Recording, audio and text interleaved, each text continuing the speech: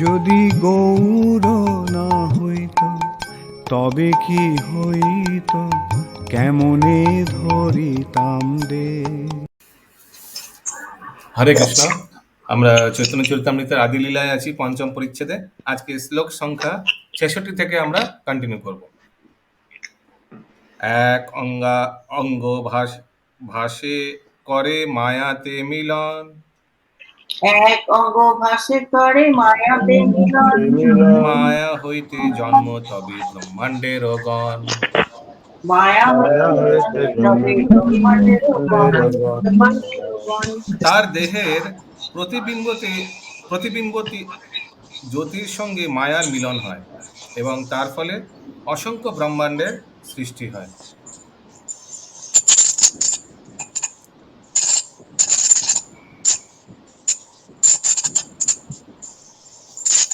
বৈদিক সিদ্ধান্তে, সুষমা আগরওয়াল মাঝি মিউট। বৈদিক সিদ্ধান্ত হচ্ছে যে বদ্ধজীবের দৃষ্টিপথে প্রকাশিত জড়জগৎ পরমেশ্বর ভগবানের বিশেষ শক্তির প্রভাবে সৃষ্টি হয়েছে। কোথায় মিউট মিউট মিউট, কোথা থেকে আওয়াজ আসছে? মিউট। শ্যামসুন্দর প্রভু। আর নাস্তিকদের বিচার হচ্ছে এই জগৎ সৃষ্টি হয়েছে প্রকৃতি থেকে। ওকে, তো আমরা বৈষ্ণবেরা বলছি ভগবান দৃষ্টিপাত করছে প্রকৃতির উপর, আর তারপর এই জগৎ সৃষ্টি হয়েছে। নাস্তিকরা তার বিপরীত বলছে। নাস্তিকরা কি বলছে? ভগবান বলে কোনো অস্তিত্বই নেই, এই জগৎ সৃষ্টি হয়েছে প্রকৃতি থেকেই সৃষ্টি হয়েছে। পরমেশ্বর ভগবানের শক্তি তিনভাবে প্রকাশিত: চিৎ শক্তি মানে অন্তরঙ্গ শক্তি, জড় শক্তি মানে বহিরঙ্গ শক্তি ও তটস্থ শক্তি। পরমেশ্বর ভগবান তার চিৎ শক্তি থেকে অভিন্ন। চিৎ শক্তির সংস্পর্শেই কেবল জড়শক্তির সক্রিয় হতে পারে এবং তখন অনিত্য জড় সৃষ্টি সক্রিয় বলে মনে হয়। বদ্ধ অবস্থায় তটস্থা শক্তিজাত জীবসমূহ চিৎ শক্তি ও জড় শক্তির মিশ্রণ। তটস্থা শক্তি মূলত চিৎ শক্তির অনুগত, কিন্তু জড়শক্তির প্রভাবে জীবসমূহ স্বরূপ বিস্মৃত হয়ে অনাদিকাল ধরে জড় জগতে ভ্রমণ করছে। ইয়েস, শুলিমাতি পড়তে পারবেন নাকি? আচ্ছা, মিউটে আছেন। ইয়েস, ইন্দ্রায়ণী মাতাজি পড়ুন। চিন্ময় স্তরে তার স্বাতন্ত্র্যের অপব্যবহার করার ফলে জীব জড়জগতের বন্ধনে আবদ্ধ হয়। কেননা তখন জীব চিৎ শক্তির সঙ্গ থেকে বিচ্ছিন্ন হয়ে পড়ে। কিন্তু জীব যখন পরমেশ্বর ভগবান অথবা তার শুদ্ধ ভক্তের কৃপায় তার স্বরূপ সম্বন্ধে অবগত হয়, তখন সে ভগবানের প্রতি প্রেমময়ী সেবায় স্বাভাবিকভাবে অনুরক্ত হয় এবং তার ফলে সে নিত্য জ্ঞান ও আনন্দের পরম মঙ্গলময় স্তরে অধিষ্ঠিত হয়। তটস্থ জীব তার স্বাতন্ত্র্যের অপব্যবহার করার ফলে যখন ভগবত সেবার প্রতি বিমুখ হয়, তখন সে নিজেকে ভগবানের শক্তি রূপে বিবেচনা না করে শক্তিমান বলে মনে করে। এই ভ্রান্ত ধারণার বশবর্তী হওয়ার ফলে জীব জড়জগৎকে ভোগ করতে সচেষ্ট হয়। জড়জগৎ ঠিক চিৎ জগতের বিপরীত। অশোক প্রভু পড়ুন একটা প্যারাগ্রাফ। জড়জগৎ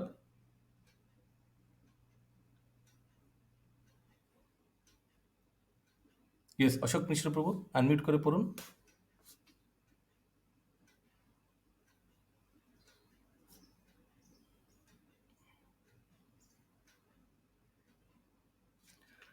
জড়জগৎ ঠিক চিৎ জগতের বিপরীত ধর্মী।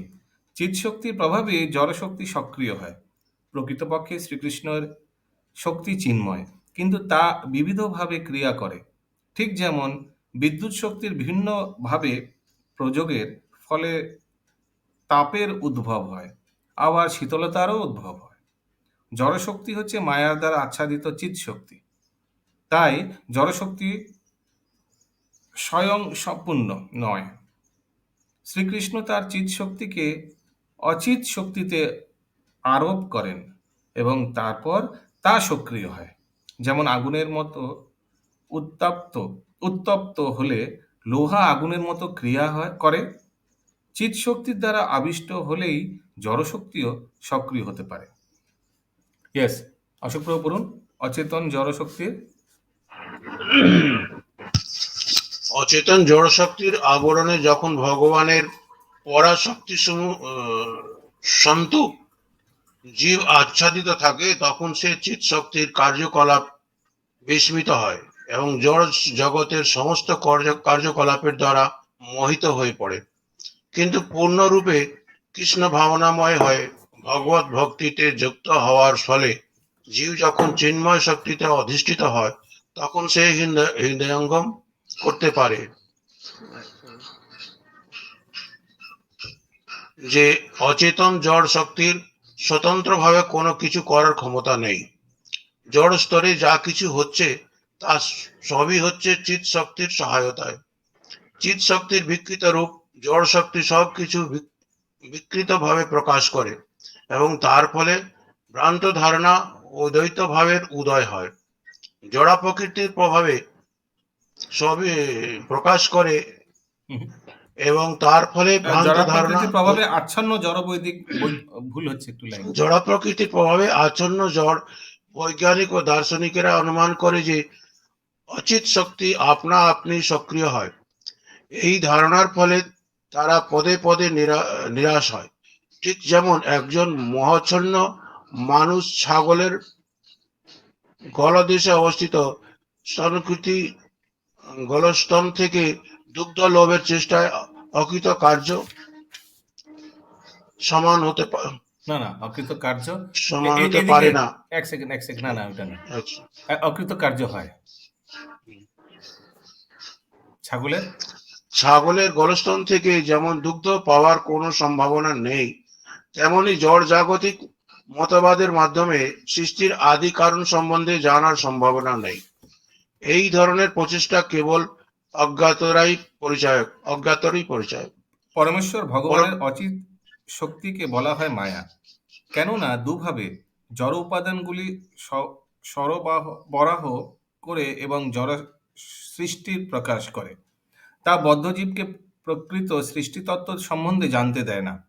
কিন্তু জীব যখন জড়শক্তির বদ্ধ অবস্থা থেকে মুক্ত হয় তখন সে জড় প্রকৃতির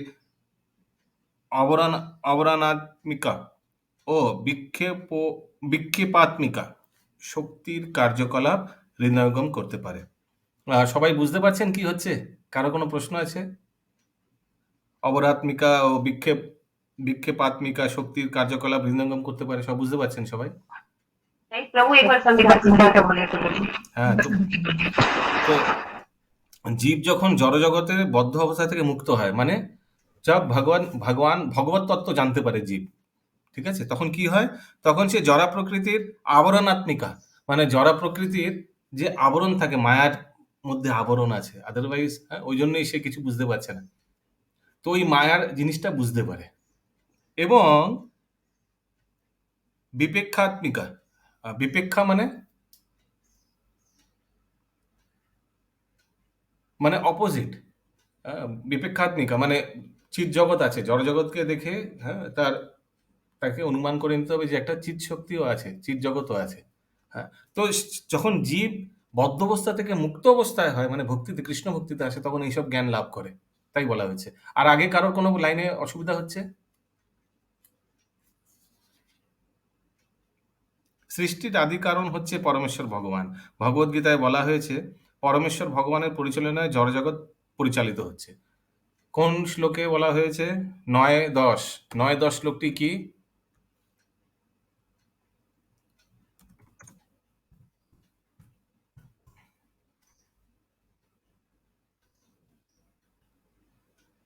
মায়াধ্যক্ষেণ প্রকৃতে सूयते सचराचरम हेतुनानेन कौन्तेय जगद्वी परिवर्तते। मायाध्यक्षेण प्रकृति सूयते सचराचरम, मेरा अध्यक्ष में प्रकृति है, चर और अचर सब मेरा अध्यक्ष में है, भगवान बताते हैं 9.10। ভগবান জড়জগতে তিনটি গুণে গুণ আরোপ করেছেন। এই গুণগুলির দ্বারা বিক্ষুব্ধ হয়ে প্রকৃতির উপাদানগুলি বিভিন্ন বস্তুর প্রকাশ করে। ঠিক যেমন একজন শিল্পী লাল, হলুদ ও নীল এই তিনটি রঙের মিশ্রণে নানা রকম ছবি আঁকেন। হলুদ হচ্ছে সত্ত্ব গুণের প্রতীক, লাল রজগুণের প্রতীক এবং নীল তমগুণের প্রতীক। তাই বৈচিত্র্যময় জড়জগৎ এই তিনটি গুণের সমন্বয় ছাড়া আর কিছুই নয়, যা একাশিটি বৈচিত্র্যময় মিশ্রণের মাধ্যমে প্রকাশিত হয়। 3 × 3 9 × 9 81। ইয়েস, প্রভু এখানে বিক্ষুব্ধ বলা হয়েছে, বিক্ষুব্ধ বলতে যেটা আমরা বুঝি সাধারণত ক্ষোভ, কিন্তু এখানে এটা কি ব্যাপারটা একটু বলবেন? লাইনটা বলতে হবে, কোন লাইনে বিক্ষুব্ধ শব্দটি পেয়েছেন। বলা হয়েছে যে এই গুণগুলির দ্বারা বিক্ষুব্ধ হয়ে প্রকৃতির উপাদানগুলি বিভিন্ন বস্তুর প্রকাশ করে। হুম।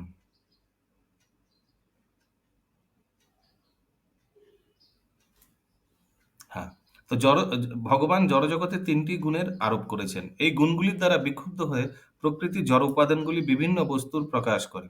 ঠিক যেমনই, হ্যাঁ, তো আমরা জানি 3টে গুণ আছে, সতগুণ, রজগুণ, তমগুণ।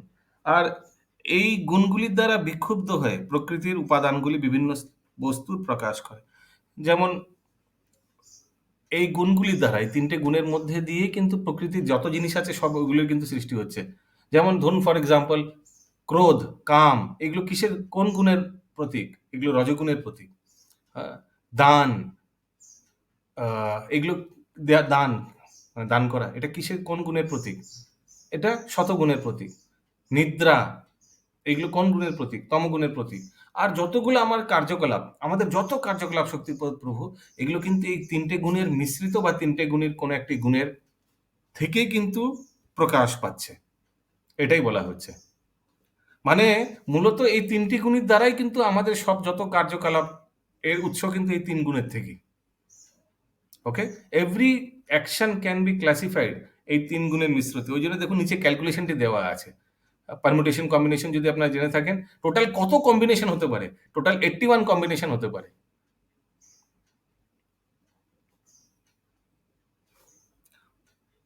কারণ বুঝতে কোনো অসুবিধা হচ্ছে শুভঙ্করী দাদা মাতাজি? थोड़ा थोड़ा समझ रहे हैं पर भी थोड़ा नहीं भी समझ रहे हैं। तो जो नहीं समझ रहा बोलिए ना, मैं थोड़ा चेष्टा करूंगा एक्सप्लेन करने के लिए। জড়শক্তির প্রভাবে মহাচ্ছন্ন বদ্ধজীব 81টি বিভিন্ন বৈচিত্র্যের দ্বারা প্রভাবিত হয়ে জড়জগতের উপর আধিপত্য করতে চায়। ঠিক যেমন পতঙ্গ আগুনকে উপভোগ করতে চায়। এই মোহ হচ্ছে বদ্ধজীবের পরমেশ্বর ভগবানের সঙ্গে তার সম্পর্কের বিস্মৃতির ফল।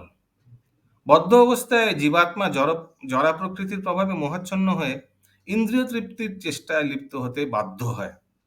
কিন্তু চিৎশক্তির প্রভাবে যথাজ্ঞানে লাভ করার ফলে সেই পরমেশ্বর ভগবানের সঙ্গে নিত্য সম্পর্কিত হয়ে তার সেবায় যুক্ত হয়। শ্রীকৃষ্ণ হচ্ছেন চিৎ জগতের আদি কারণ এবং তিনি জড় সৃষ্টির আচ্ছাদিত কারণ। তিনি তথস্থা শক্তি জীবেরও আদি কারণ। তিনি তথস্থা শক্তি নামক জীবের পরিচালক ও প্রতিপালক।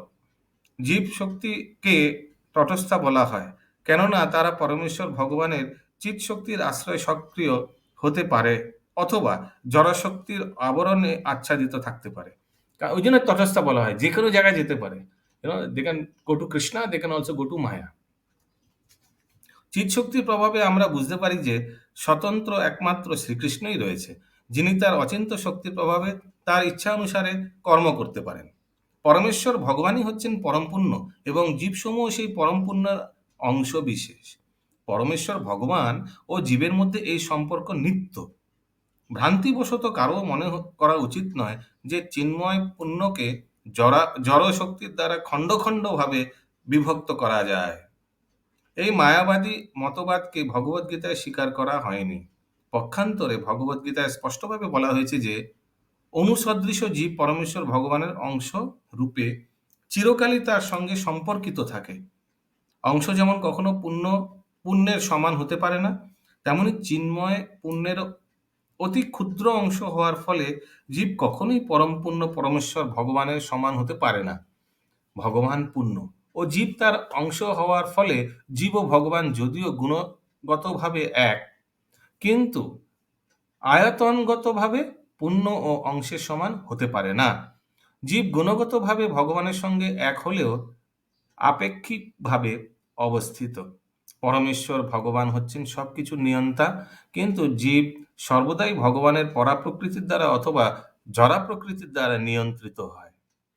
তাই জীব কখনোই জড়জগৎ অথবা চিৎ জগতের নিয়ন্তা হতে পারে না। জীব তখন স্বরূপে সর্বদাই পরমেশ্বর ভগবানের অধীন। জীব তার স্বরূপে সর্বদাই পরমেশ্বর ভগবানের অধীন। মানে জীব তার স্বরূপে বলতে কি কেউ বোঝাতে পারবে? শশী মাতাজি, इंद्राणी माताजी, অশোক প্রভু, उनका आंसर दो प्रभु जी। জীব তার স্বরূপে মানে কি? জীব তার ক্ষুদ্র রূপে, অর্থাৎ মানে জীবের যে সূক্ষ্ম রূপ। জীব তার স্বরূপে মানে হচ্ছে জীব যখন ভগবানের ধামে যে থাকে, বুঝবে যে আমি আত্মা পরমাত্মা। জীব তার স্বরূপে, হ্যাঁ, বা জীব তার স্বরূপ রূপে, মানে চিন্ময় জগতে যখন জীব তার স্বরূপে থাকে, স্বরূপ অবস্থা মানে কি ভগবানের নিত্য, হ্যাঁ, কৃষ্ণের দাস, সেই স্বরূপে তখনও সে সর্বদাই ভগবানের অধীন, তখনও কিন্তু ভগবানের অধীন। এমন না যে যখন ভগবানের ধামে পৌঁছে গেছে, জীব যখন তার স্বরূপে আছে তখন তার মানে সেও ভগবান হয়ে গেছে বা সেও নিয়ন্তা হয়ে গেছে, না। ওখানেও গিয়েও আমরা কিন্তু ভগবানেরই অধীন। কেউ যখন সেই অবস্থায় স্বীকার করে না তখন তার জীবন পূর্ণ হয়ে ওঠে। কেউ যখন সেই অবস্থায় স্বীকার করে নেয় তখন তার জীবন পূর্ণ হয়ে ওঠে। কিন্তু যখন সেই নিয়মের বিরুদ্ধে আচরণ করে তখন সে বদ্ধ দশা প্রাপ্ত হয়। কার কোনো প্রশ্ন আছে? কোনো লাইন? संगिनी श्यामप्रिया माता जी, महामंजिरी माता जी।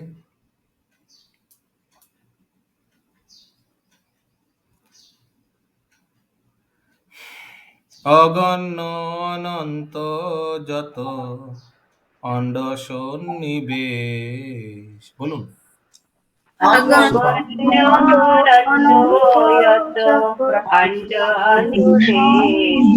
তত রূপে পুরুষ করে সবাতে প্রকাশ।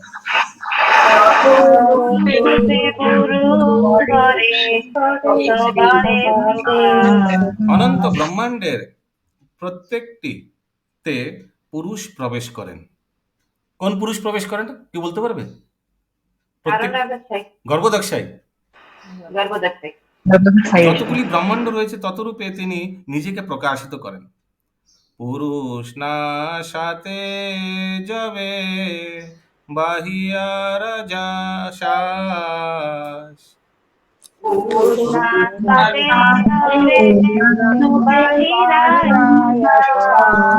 নিঃশ্বাস সহিতে হয় ব্রহ্মাণ্ড প্রকাশ।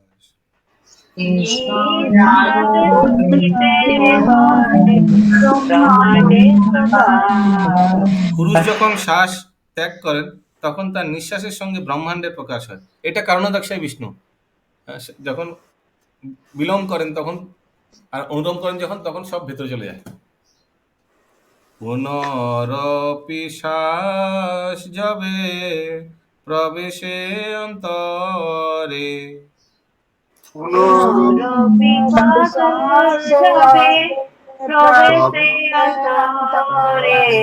শ্বাস সহ ব্রহ্মাণ্ড পৈশে পুরুষ শরীরে।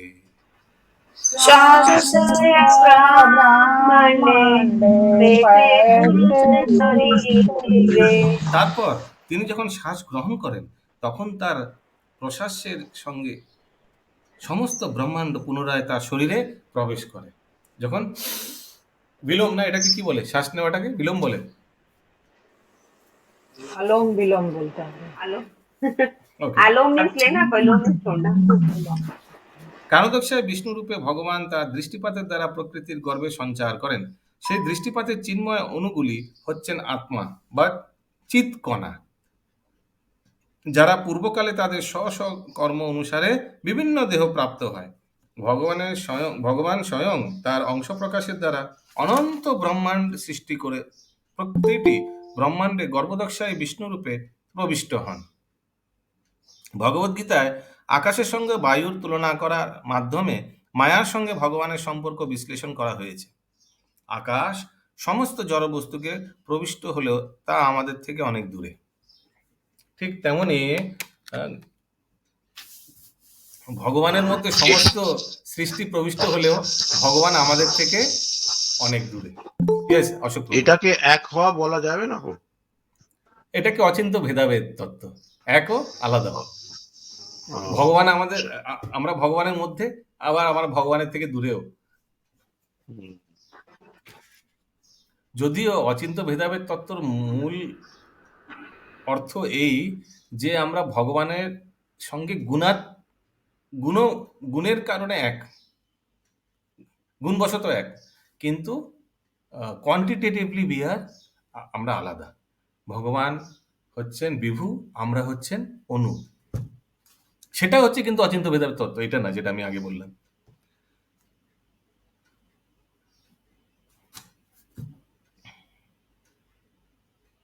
हरे कृष्ण प्रभु जी, ये वाला लाइन समझाइए। उस दृष्टि के दिव्य अणु आत्मा के कण अथवा आध्यात्मिक परमाणु होते हैं, जो विगत वैश्विक प्राकृतियों से उनके व्यक्तिगत कर्म के बीच के अनुसार विभिन्न योनियों में प्रकट होते हैं। আচ্ছা, সেই দৃষ্টিপাতের চিন্ময় অনুগুলি হচ্ছে আত্মা বা চিৎ কণা, যা পূর্বকালে তাদের স্ব স্ব কর্ম অনুসারে বিভিন্ন দেহ প্রাপ্ত হয়। কারণদশায় বিষ্ণুরূপে ভগবান তার দৃষ্টিপাতের দ্বারা প্রকৃত গর্ভের সঞ্চার করেন। সেই দৃষ্টিপাতের চিন্ময় অনুগুলি হচ্ছেন আত্মা বা চিৎ কণা। তো কারণদশায় বিষ্ণু ও মহাবিষ্ণু, ভগবান তার দৃষ্টিপাতের দ্বারা প্রকৃতি গর্ভের সঞ্চার করেন। আবার তখন কি হয়, সেই সময় জীবগুলো আবার ফেরত চলে আসে। সেই দৃষ্টিপাতের চিন্ময় অনুগুলি হচ্ছেন আত্মা বা চিৎকণা, যারা পূর্বকালে মানে যখন ভেতরে নিয়েছিল শ্বাস ভেতরে, স্ব কর্ম অনুসারে বিভিন্ন দেহ প্রাপ্ত হয়। जब महाविष्णु फिर से जब माने बाहर निकालेंगे सबको, ब्रह्मांड को और जीव को, उस समय दृष्टिपात करते हैं प्रकृति के ऊपर और सब बाहर आ जाता है। और ये कौन है? ये वही जीव है जो पूर्व कर्म में अलग अलग शरीर धारण किया था अपने कर्मफल के अनुसार। ओके, शशि माता जी क्लियर? ओके। গবাক্ষের রন্ধ্রে যেন এসো রেণু চলে।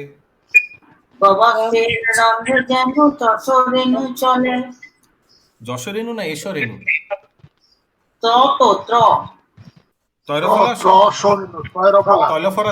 আচ্ছা। পুরুষের লোককূপে ব্রহ্মাণ্ডের জালে।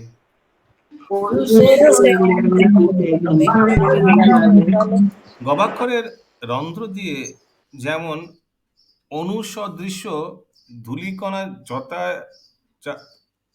যাতায়াত করে, তেমনি অসংখ্য ব্রহ্মাণ্ডের জাল পুরুষের লোমকূপ দিয়ে গমনাগমন করে। ওকে, গবাক্ষরের রন্ধ্র দিয়ে ইংলিশে বলা হয়েছে,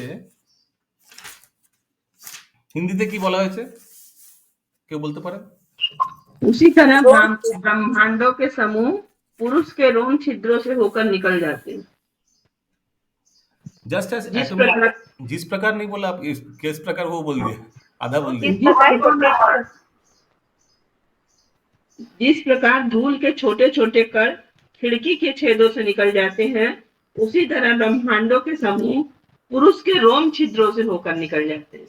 আচ্ছা, এখন এটাকে বলার জন্য ব্রহ্ম সংহিতা থেকে একটি শ্লোক কোট করেছেন। यस्यैक निःश्वसित कालमथावलम्ब्य, बोलिए। जीवन्ति लोमविलजा जगदण्डनाथ,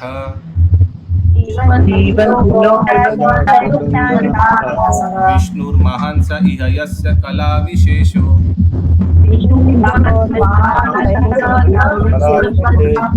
गोविन्दमादिपुरुषं तमहं भजामि।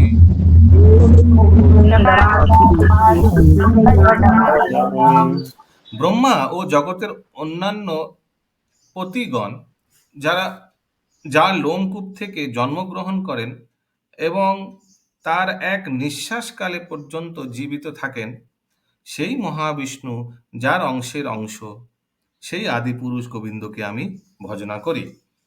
ভগবানের সৃষ্টি শক্তির এই বর্ণনাটি ব্রহ্ম সংহিতা থেকে উদ্ধৃত হয়েছে, যা ব্রহ্মা স্বয়ং ভগবানকে উপলব্ধি করার পর রচনা করেছিলেন। মহাবিষ্ণু যখন শ্বাস ত্যাগ করেন তখন ব্রহ্মাণ্ডের চিন্ময় বীজ ও তার রোমকূপ থেকে নির্গত হয়। আধুনিক পারমাণবিক গবেষণার যুগে পারমাণবিক বৈজ্ঞানিকেরা হয়তো এই তথ্যটি থেকে অন্তত একটু আভাস পাবেন যে পরমেশ্বর ভগবান দেহনির্গত চিন্ময় পরমাণু থেকে বিভিন্ন একটি ব্রহ্মাণ্ডের সৃষ্টি হয় এবং তা নিয়ে গবেষণা করতে পারবেন। তো ভগবানের দেহ নির্গত চিন্ময় পরমাণু থেকে, মানে দেহ থেকে যে স্ফুল্লিঙ্গের মতো বেরোচ্ছে ভগবানের, সেখানে একটি পরমাণু থেকে একটি ব্রহ্মাণ্ড সৃষ্টি হচ্ছে। হরি বল। Can you imagine? एक एटम भगवान के शरीर से जो निकल रहा है, उससे एक ब्रह्मांड सृष्टि हो रहा है। তো প্রভুপাদ বলছেন সেটা নিয়ে একটু গবেষণা করলে সায়েন্টিস্টদের কাজের কাজ হবে। 72 নম্বর শ্লোক।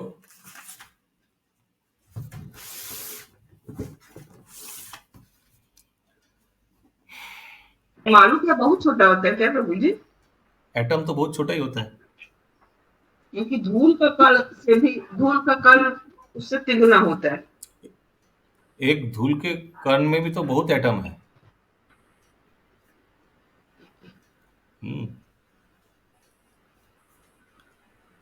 क्वहम तमो महदहम कचारग्निवर्भु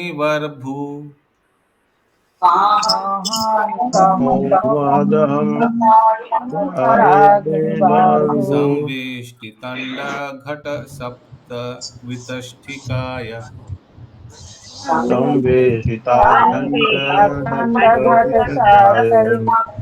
वेद्वेग्विधा विघ्नितंड परनुचार्य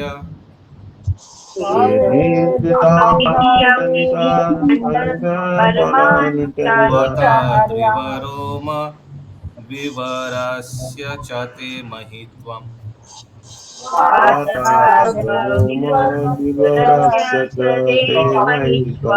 প্রকৃতি, মহাতত্ত্ব, অহংকার ও পঞ্চভূত নির্মিত আমার হাতের মাপের 7 বিঘত দীর্ঘ এই দেহের অন্তর্গত আমি বা কোথায়? আর সমস্ত ব্রহ্মাণ্ড পরমাণু রূপে যার লোম বিবরয়ে পরিভ্রমণ করে, সেই রকম যে আপনি, সে আপনার মহিমাই বা কোথায়? অর্থাৎ আমার ব্রহ্মাণ্ড বিগ্রহ আপনার মহিমার তুলনায় কিছু নয়। Where am I? A small creature of 7 span the measure of my own hand. I am enclosed in the universe composed of material nature, the total material energy, false ego, ether, air, water and earth. And what is your glory? Unlimited universe pass through the pores of your body, just like particles of dust passing through the opening of a window.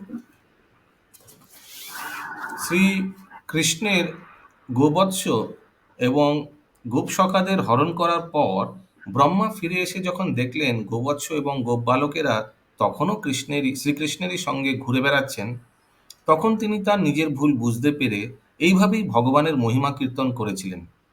বদ্ধজীব, এমনকি সে যদি ব্রহ্মাণ্ডের পরিচালক ব্রহ্মার মতো মহৎ ও হয়, তবুও পরমেশ্বর ভগবানের সঙ্গে তার কোনো তুলনাই হয় না। কেননা ভগবান তার দেহের লোমকূপ থেকে নির্গত চিন্ময় রশ্মির দ্বারা অসংখ্য ব্রহ্মাণ্ড সৃষ্টি করতে পারেন। জড় বৈজ্ঞানিকদের উচিত ভগবানের তুলনায় আমাদের নগণ্যতা সম্বন্ধে ব্রহ্মা যা বলছেন সেই সম্বন্ধে শিক্ষা গ্রহণ করা। ক্ষমতা গর্বে গর্বিত মানুষদের ব্রহ্মার এই প্রার্থনা থেকে অনেক কিছু জানবার আছে। অংশের অংশ যে কলা তার নাম,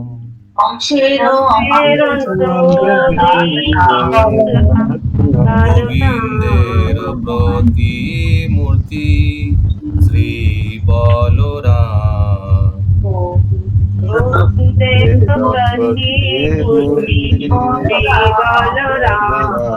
অংশের অংশকে বলা হয় কলা।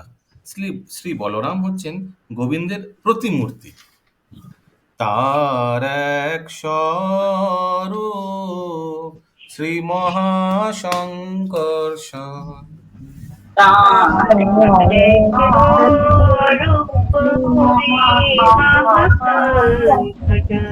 তার অংশ পুরুষ হয় কলাতে গণ।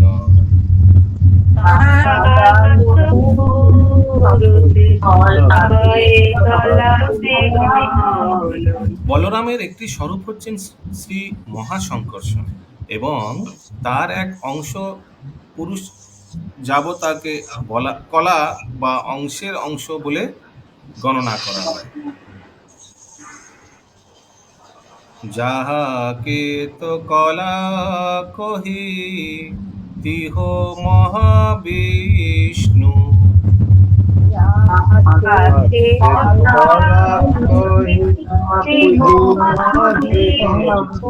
মহাপুরুষাবতারি দেহ সর্বজিষ্ণু।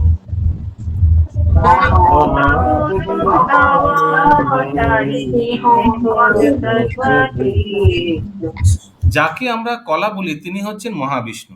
ওকে, মানে ভগবান শ্রীকৃষ্ণের প্রথম অংশ বলরাম, বলরামের থেকে মহাবিষ্ণু। তো যাকে আমরা কলা বলি, মানে কলা মানে অংশের অংশ, তিনি হচ্ছেন মহাবিষ্ণু। তিনি হচ্ছেন মহাপুরুষ, যিনি অন্য সমস্ত পুরুষের উৎস এবং সর্বব্যাপ্ত। গর্ভ দক্ষিরেও দক্ষাই দোহে পুরুষ নাম,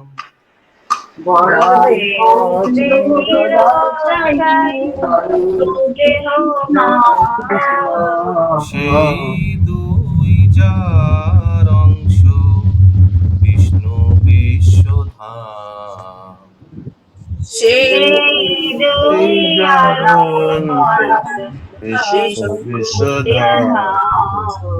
গর্ভদক্ষাই ও ক্ষীরদক্ষাই উভয়কেই বলা হয় পুরুষ। তারা হচ্ছেন সমস্ত ব্রহ্মাণ্ডের আশ্রয়। প্রথম পুরুষ অবতার কারণদক্ষাই বিষ্ণুর অংশ। পুরুষের লক্ষণ লঘু ভাবতামৃতে গ্রন্থে বর্ণিত হয়েছে। পরমেশ্বর ভগবানের অবতারদের বর্ণনা করার সময় গ্রন্থাকার বিষ্ণু পুরাণ থেকে উদ্ধৃতি দিয়ে বলেছেন, আমি পুরুষোত্তম শ্রীকৃষ্ণকে আমার সশ্রদ্ধ প্রণতি নিবেদন করি, যিনি সর্বদাই জড়জগতের দ্বৈত ভাব। মিউট কোথা থেকে আওয়াজ আসছে? গায়ত্রী মাতাজি মিউট। যিনি সর্বদাই জড়জগতের দ্বৈত ভাব সমন্বিত ছয়টি সমস্ত কলুষ থেকে সর্বতভাবে মুক্ত। ছয়টি সমস্ত কলুষ কি? কাম, ক্রোধ, লোভ, মোহ, মদ, মাৎসর।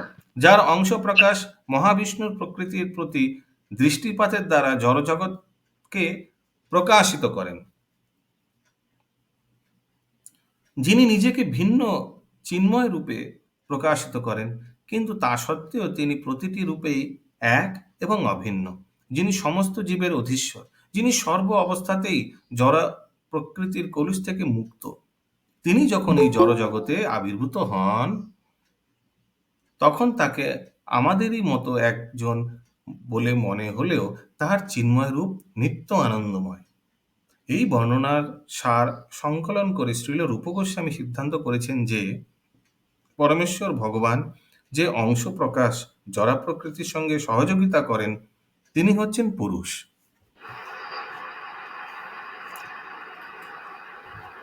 শ্লোক সংখ্যা 77। না, সরি, কত শ্লোক সংখ্যা? হ্যাঁ, 77 তো ঠিক। বিষ্ণু, হ্যাঁ 78 না 77ই তো, ঠিকই তো আছে। 77 বিষ্ণুস্তু ত্রিণি রূপাণি,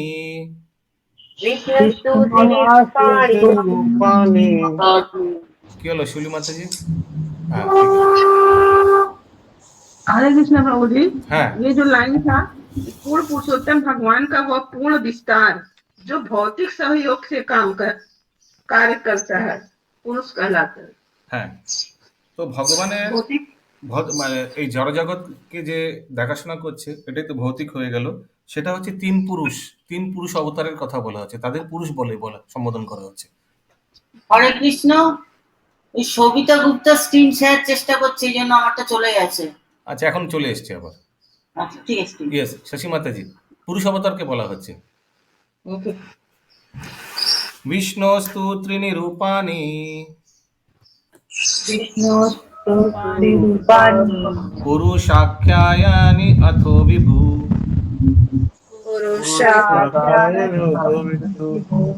একম তু মহতা স্রাষ্ট্রে দ্বিতীয়ম ত্বন্দ সংস্থিতম তৃতীয়ম সর্বভূতস্থম তানি জ্ঞাত্বা বিমুচ্যতে। নিত্যধামে বিষ্ণুর তিনটি রূপকে বলা হয় পুরুষ। প্রথম মহত্তত্ত্বের শ্রেষ্ঠা কারণোদক্ষায় বিষ্ণু, দ্বিতীয় গর্ভদক্ষায় বিষ্ণু এবং যিনি প্রতিটি ব্রহ্মাণ্ডে অবস্থান করেন, এবং তৃতীয় গর্ভদক্ষায় বিষ্ণু, যিনি প্রতিটি জীবের অন্তর্যামী পরমাত্মা। এই তিনটি তত্ত্ব জানতে পারলে জড়জগতের বন্ধন থেকে মুক্ত হওয়া যায়। এই শ্লোকটি লঘু ভাগবতামৃত গ্রন্থ থেকে উদ্ধৃত স্বতন্ত্র তন্ত্রের একটি শ্লোক। সাতত্য, কি প্রোনাউন্সিয়েশন এটা? সাতত্য বাংলায় কি প্রোনাউন্সিয়েশন? তো ঠিকই বলেছেন, সাতাত্ত। যদ্যপি কহিয়ে তারে কৃষ্ণের কলা করি, মৎস্য কুর্মাদ্যবতারের তিহ অবতারী। যদিও কারণোদক্ষায় বিষ্ণুকে শ্রীকৃষ্ণের কলা বলা হয়, তবুও তিনি হচ্ছেন মৎস্য, কুর্ম ও অন্যান্য অবতারদের অবতারী। তার মানে কারণোদক্ষায় বিষ্ণু থেকেই সব অবতারের সৃষ্টি হয়। प्रभु जी, कारण दशाई विष्णु जो है भौतिक शक्ति यानी बहिरंगा शक्ति को भी सृष्टा है। হ্যাঁ, भौतिक शक्ति कौन है? তো কারণোদক্ষায় বিষ্ণু বা মহাবিষ্ণু থেকেই ভগবানের অবতারগুলি সৃষ্টি হয়। यानी भौतिक शक्ति के भी लिखा हुआ है सृष्टा है। हाँ, वो तो है ही, वो तो है ही, वो तो हमको मालूम है। बहिरंगा शक्ति,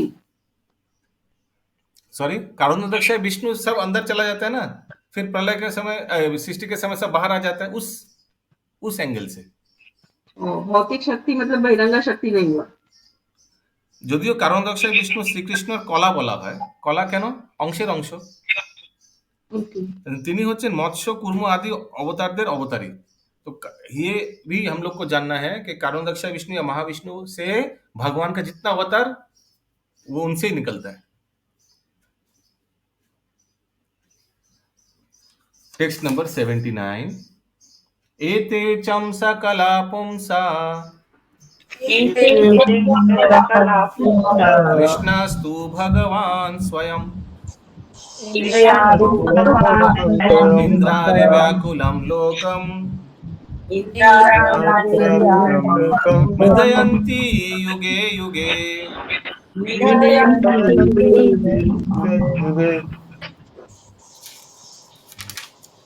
ভগবানের এই সমস্ত অবতারেরা হচ্ছেন পুরুষ অবতারের অংশ অথবা কলা, কিন্তু শ্রীকৃষ্ণ হচ্ছেন স্বয়ং পরমেশ্বর ভগবান। ইন্দ্রের শত্রুদের দ্বারা বিশ্ব যখন প্রপীড়িত হন, তখন ভগবান তার অংশ কলার দ্বারা যুগে যুগে বিশ্বকে রক্ষা করেন। এই শ্লোকটি শ্রীমদ্ ভাগবত থেকে উদ্ধৃত। সেই পুরুষ সৃষ্টি স্থিতি প্রলয়ের কর্তা,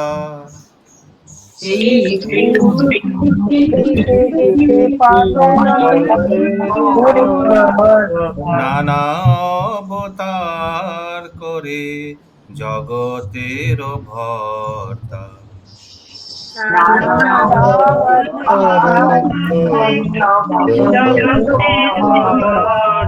সেই পুরুষ কারণোদক্ষায় বিষ্ণু হচ্ছেন সৃষ্টি, স্থিতি ও প্রলয়ের কর্তা। তিনি নানা অবতারে নিজেকে প্রকাশ করেন। কেননা তিনি হচ্ছেন জগতের পালনকর্তা। हरे कृष्णा प्रभु जी। यस माता जी। प्रभु जी 79 में लिखा है जब संसार इंद्र के शत्रुओं से व्याकुल हो जाता है। हाँ। तो क्या मतलब जब जब इंद्र के शत्रु से व्याकुल होते हैं तब तब भगवान प्रकट होते हैं? তখন ভগবান তার অংশকলার দ্বারা যুগে যুগে বিশ্বকে রক্ষা করেন। তো हाँ, तब भी हम लोग को मालूम है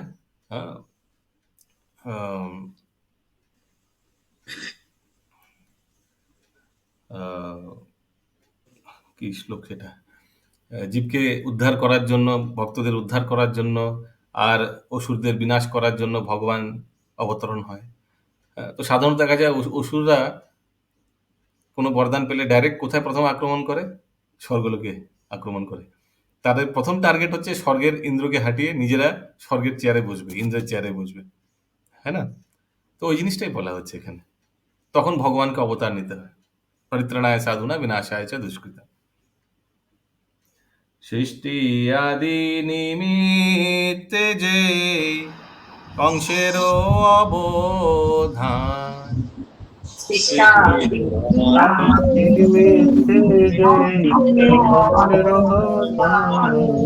সেই তো অংশের কহি অবতারণা।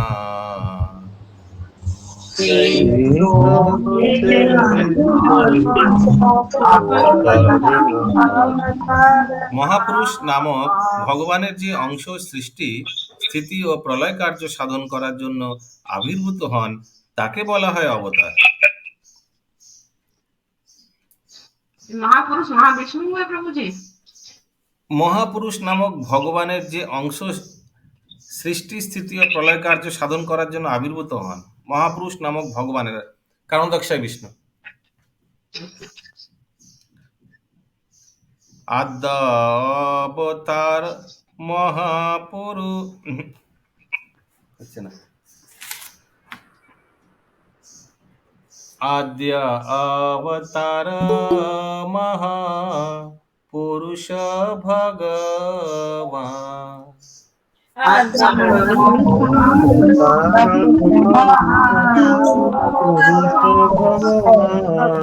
সর্ব অবতার বীজ সর্বাশ্রয় ধাম।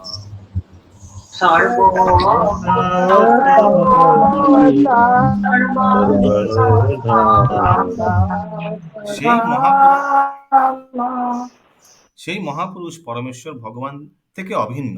সেই মহাপুরুষ মানে কাকে বলা হচ্ছে? মহাবিষ্ণুকে, কারণদশা বিষ্ণুকে। তিনি হচ্ছেন আদ্য অবতার। আদ্য অবতার কেন? আদি, অবতারের আদি, অন্য সমস্ত অবতারদের বীজ এবং সবকিছুর আশ্রয়।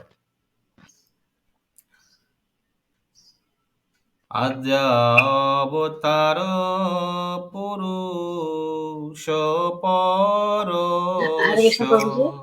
82 পর্যন্ত বললেন না বাবু? 82 तक ही था। ও সরি, ওকে। এখানে রহিল গ্রন্থ অমৃত লহরী। বলুন।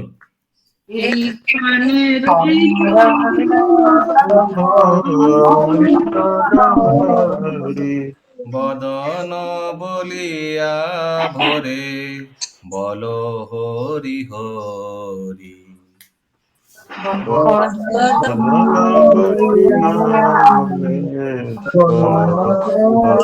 हरि बोल हरि बोल हरि बोल। चैतन्य चरितामृतम की जय, कृष्णदास कविराज गोस्वामी की जय, काहुर क्विज की जय। यस, মাতাজি কাহুর পিন দিতে পারেন।